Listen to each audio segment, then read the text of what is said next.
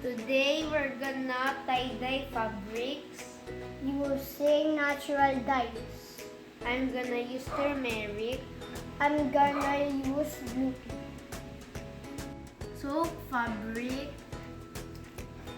and water and vinegar mixture for 2 minutes. And rinse. This fabric to create spiral design.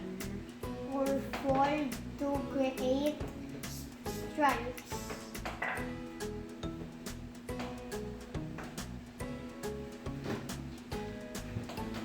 Put rubber bands. With adult supervision.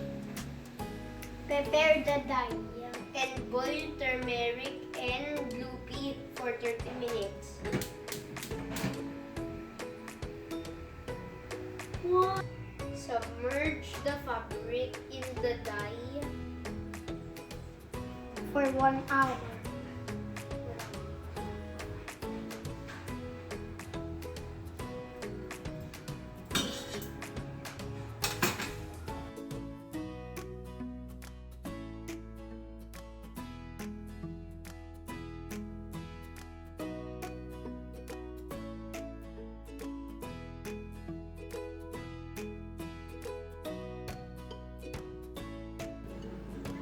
Remove from the dye.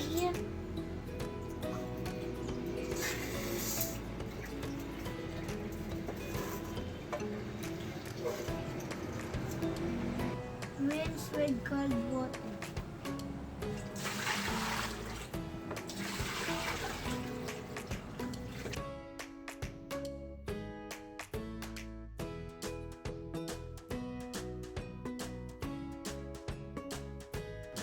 Remove the rubber bands. And rinse completely.